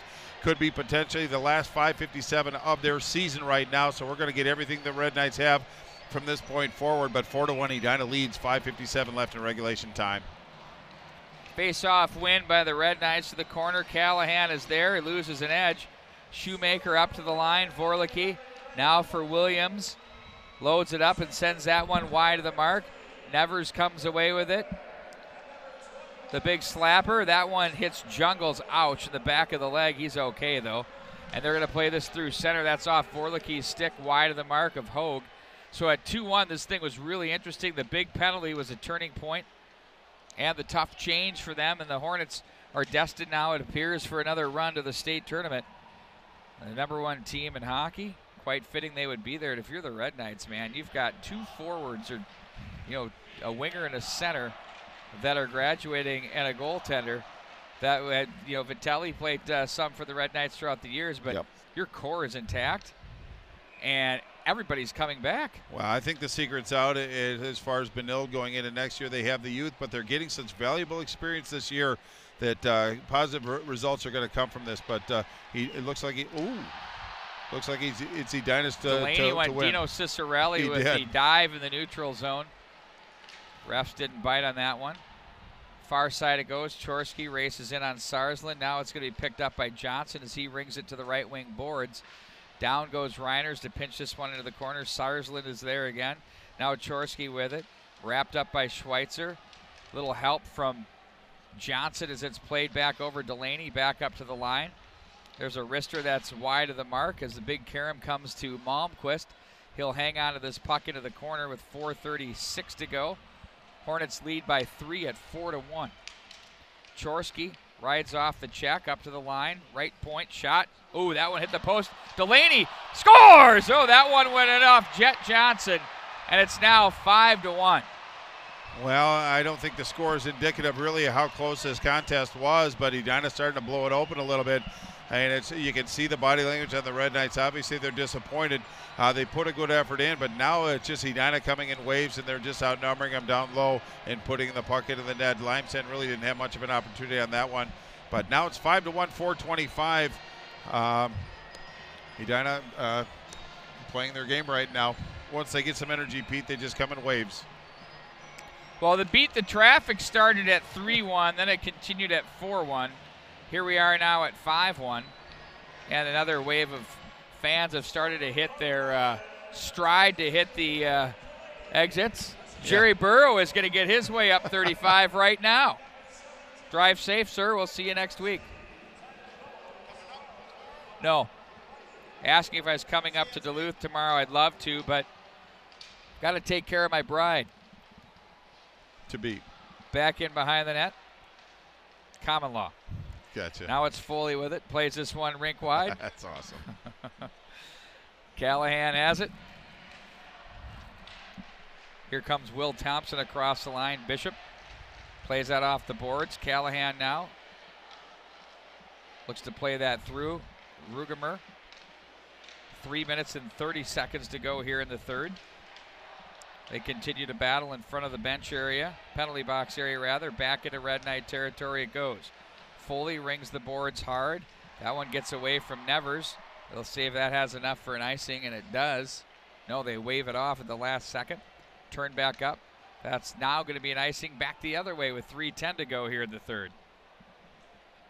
Well, I'd like to take a moment to recognize Pete jumping the gun a little early, but Johnny Vitelli in goal for this Red Knight team. Jet Johnson, senior forward, and Ian Barr, senior forward. Those are going to be playing their last games in a Red Knight uniform. Be proud of yourselves. You represented your team quite well, and we've enjoyed watching your skills over the years. We wish you luck in your future endeavors. A little early for that, Pete, you think? Too soon? Yeah, probably. Nah, not too soon. You want to go home? Back door they go? I don't mean it. No, I know what you mean. At least I won't have to Boy, fight with too much traffic anyway. Stop talking. Schweitzer now. That's a challenge for me. No, I said I should stop talking. Well, that's why we get along so well. Schweitzer, rink wide. Off the stick of Messenberg. In on goal it goes for Hogue. Well, Loudon Hogue only faced 9 shots tonight. none of which were too challenging, but I just think Edina played an outstanding defensive game. I thought they stood up at the blue line quite well, really didn't allow that forward push. And Benilde's a pretty good transition team, and they can come at you with speed, but Edina did all the right things just to limit the opportunities. Benilde had some moments, but Loudon-Hogue came up and made the saves when he really needed to. So 1 goal against in the section final. Loudon-Hogue should be proud of the way he played tonight, even though he wasn't challenged too many times. Good to see that Michael Dow checked in, one of the Chi-Town boys. Here comes Gay, loads it up. Oh, Mortensen bids for goal number 2. Instead, it rolls off the toe of his stick. So we know right now there's a couple of clubs here from the Class 2A. It's the Eden Prairie Eagles and their neighbors to their direct east, the Edina Hornets, that are destined to go to the state tournament. A couple of regulars in the fixtures, if you will. Ooh, nice job. Oh, penalty coming up on Reiner's got the leg out. They don't like the leg trips here, folks. To the bench goes Limestone with 1:56 to go. Well, and Mason Reiner's, he's been one of the stalwart defenders for the Edina team. I think he's been one of their most consistent and best defensemen all year long, at least the games that we've seen. He doesn't get a lot of headlines, doesn't show up in the score sheet a whole bunch, but he just does all the things that the coaches appreciate in the defensive zone. And he does have some offensive skill, but he knows what his role is, and he does it very, very well. One of the reasons why Edina is going to a state tournament. Off the glass, but not out from the right point. It's Schweitzer to hold that one in. Marshall gets it over to Messenberg from the right wing, up high to the line. Left side, Callahan. Now he finds Schweitzer. Schweitzer with a quick wrister up high off the glass. Dribbles in. Oh, the quick whistle. Come on. It's like, really? Boy, Schweitzer with a nice release on that one. Very quick, had a lot of, that was a very heavy shot, just went a little bit wide, but it danced off the boards. But Schweitzer, it's fun to watch him play. He's very calm, cool, and collected, and we've sang his accolades virtually all year, and he's really turned in a very sound and solid performance each and every time we've had the pleasure watching him play. Messenberg now to draw. Morton, and Messenberg gets it. Schweitzer comes away with it. From right to left he goes to the left circle, down to the bottom, behind the net. Watched. Up to the line it goes for Messenberg as he tries to play this down as Morton plays this one ahead. Here comes Delaney. He has Morton going to the net. Delaney. Morton wants goal number 2. Messenberg chops him down. 1:15 to go in the period. And back the other way, it's Schweitzer. Nate Schweitzer with it down low. That's deflected away by the Hornets. Well, they've taken a lot of space away here. The PK has been pretty solid too. Messenberg gifts that to the left wing side for Barr. Gets away from one would-be checker. Off the glass it goes. Played down by Callahan. Callahan, nifty move to get away from one man off the boards to the corner. Now it's going to be handled and turned away by Barr. Johnson will chase this one down. Barr goes down in a heap with Bishop as they jostle. They have some words. And back up to the neutral zone. It's going to be off the glass with 38 seconds to go in the period. Nevers. Barr now comes up with it off his stick. Now Messenberg from center. Rink wide it goes for Johnson across the line. Jet Johnson will carry this one back into the corner. He'll turn away from traffic. Looks back behind the net. Now picked up by Vorlicki. Brings it off the glass. Foley kicks it down with his skate on the stick. Now Messenberg gets it. Oh, that's a nice skate save there off the butterfly from Hogue as he extends the pillow. 9 to go in the period. It's going to be sent back into Red Knight territory as it's going to be Foley with 4 seconds to go. Launches it up the ice. That's steered out of there by Hogue, and the Edina Hornets are headed to the state tournament, ladies and gentlemen. The Section 6 AA champions. Impressive win as they outshoot the Red Knights 27-10, and on the scoreboard 5-1. Well, if you're a Red Knight fan, feel proud of the way your team showed up to play. For 2.5 periods, they went toe-to-toe with the giant in the landscape of Minnesota high school hockey, the Edina Hornets. Obviously 5-1, not terribly indicative of how close this game actually was for a good period of time, but congratulations to the Edina Hornets.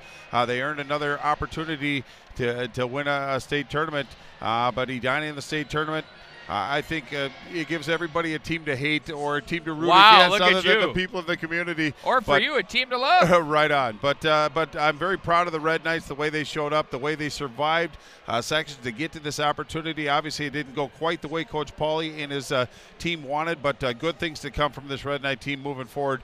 They are going to be a force next year, I promise you that.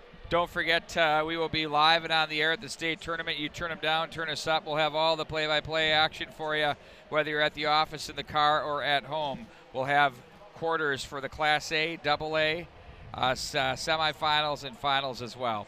That's going to do it here. Tonight's coverage presented in part by Optimal Goalie. Brew Pub Pizza, lots of matzah, the best pizza I've ever had. Drop that in the oven, it's awesome.